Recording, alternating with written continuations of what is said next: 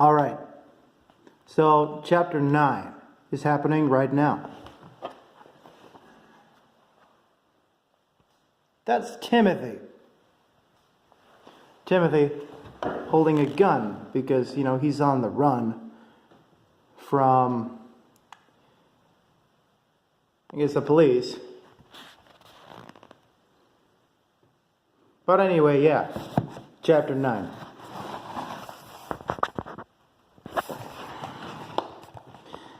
Chapter 9. Wait 1 second.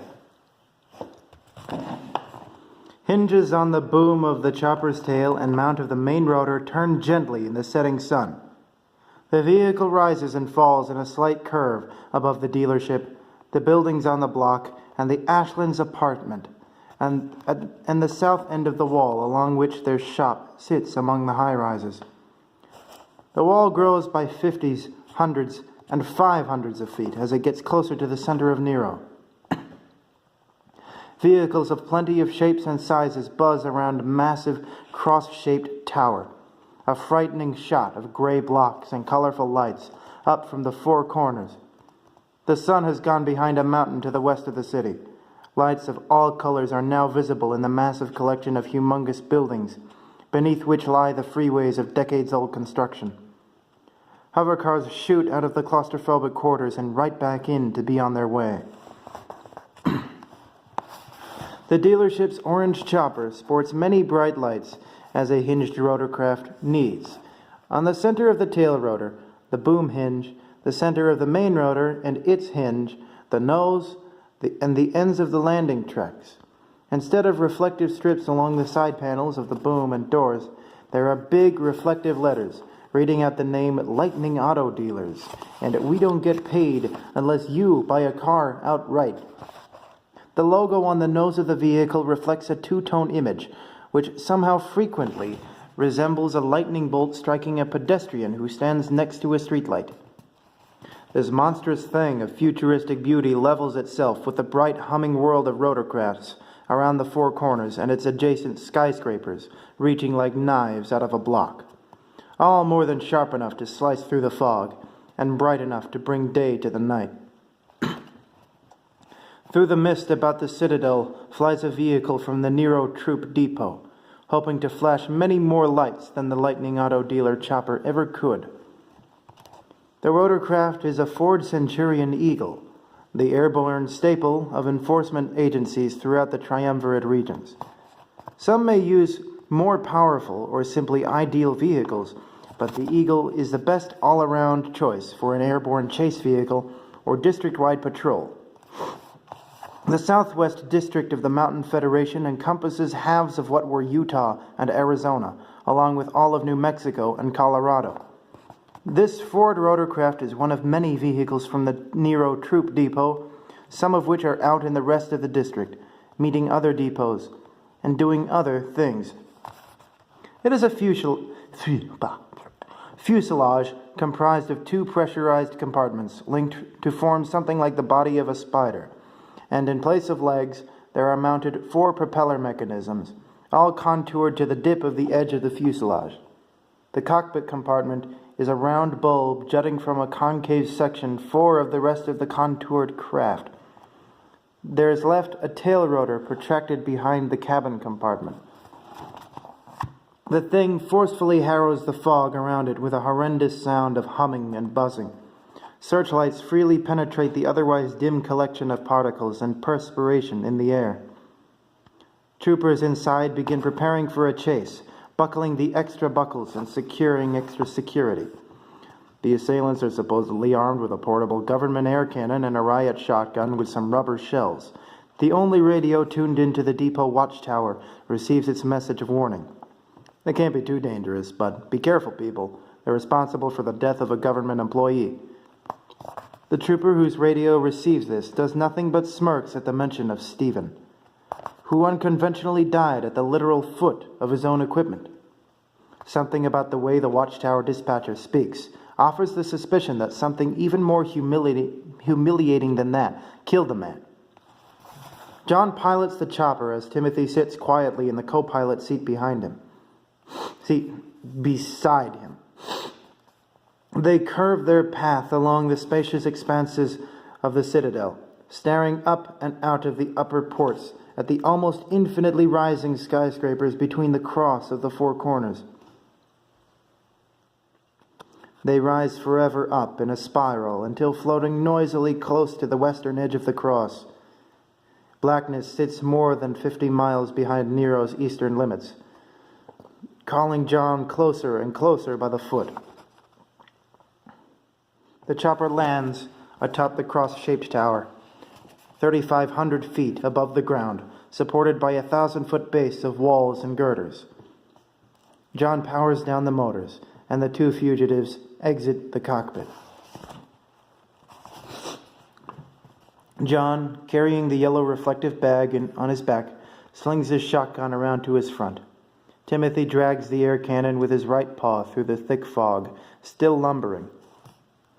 Their well-kept and stylish hand-me-down clothes soak in the wet air. They approach the one thing sticking out at the very top of the tower, the top of an elevator shaft. There is an inscription on a pedestal in front of the door, Coelis Artifex Perio. The quote confuses them. The ride in the elevator is short and ends quickly. When they exit the room, the fugitives travel along the top floor of the top section of the Four Corners, looking for another elevator. An unsuccessful search leads them down a flight of stairs and into a huge long room stretching almost 150 feet down, lined with levels of balconies connecting to other floors. The sign on the wall reads, West Auditorium. They continue mere feet to the left and encounter the upper atrium and its glass elevators. People of all types, maintenance staff, security, residents, public officials, and tourists, wander the many floors of the Four Corners. John and Timothy can spot only one or two at a time, whirring past them, going down in the northwest elevator of the upper atrium. The structure inside the tower spans 40 floors full of these wonderful, terrible, and important individuals. The box reaches its furthest depth, and the two exit it.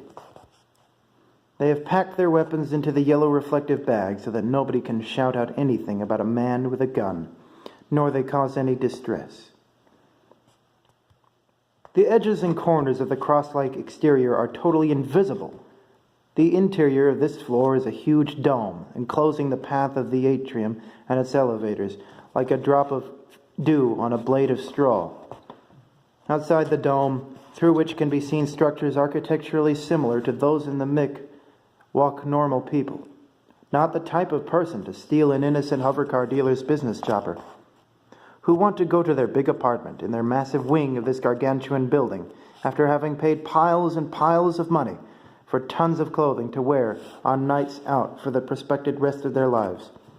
If ever they do live long enough to wear each item of clothing in their wardrobe more than 3 times.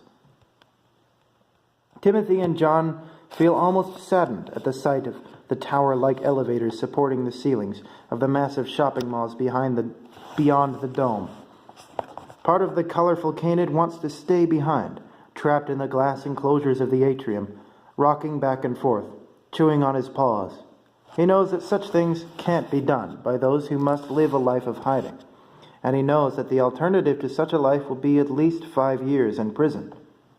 He does not know what his demon is thinking. John is deriving his plan. The reason the two are here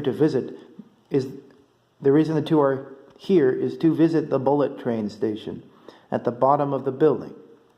There are tunnels leading from the very center of the supporting section of the tower to a hub for rail traffic across the lower half of the triumvirate regions.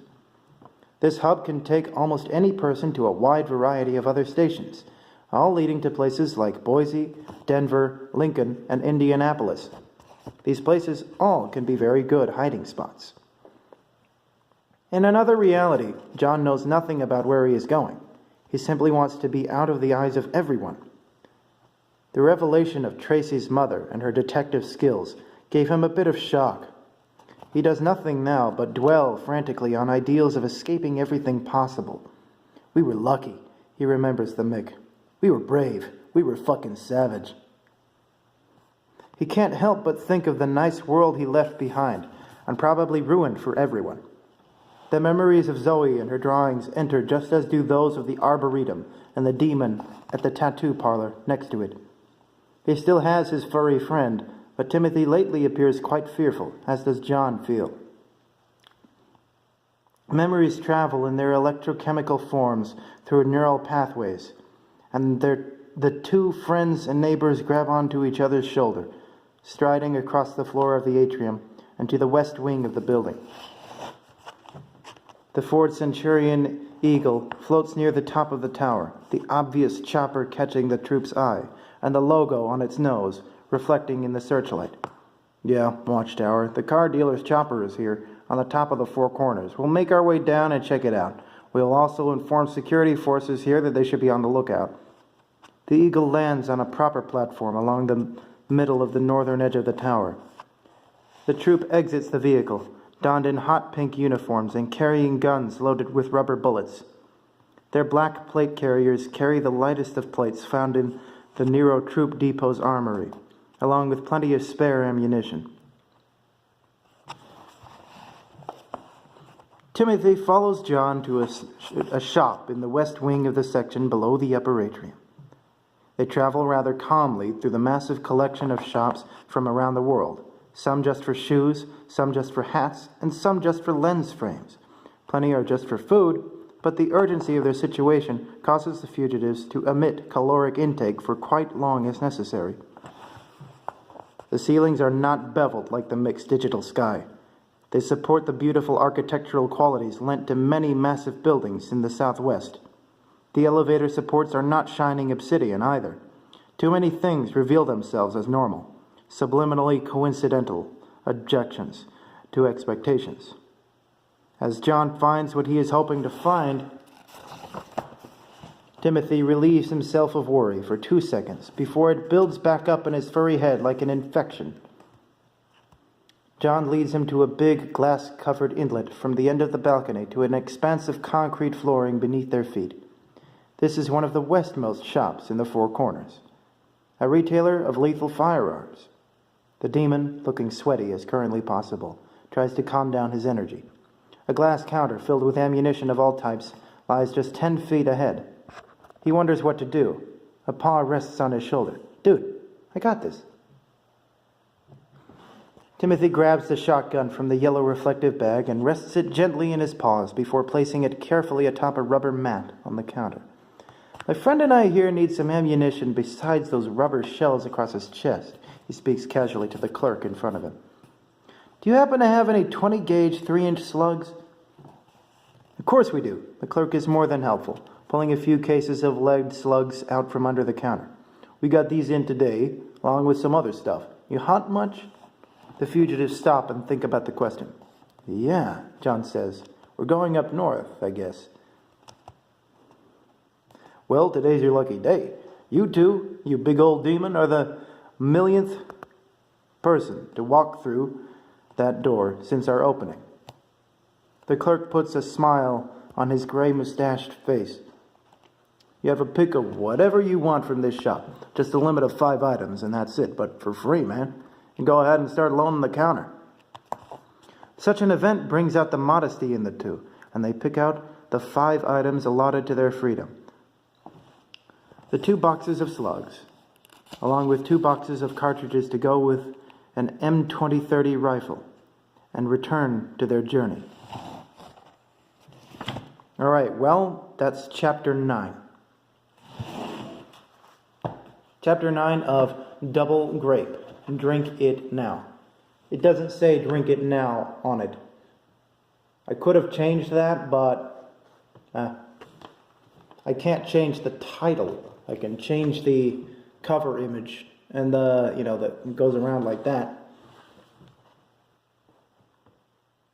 I don't want to. I changed it once already, and I want to see how that looks first.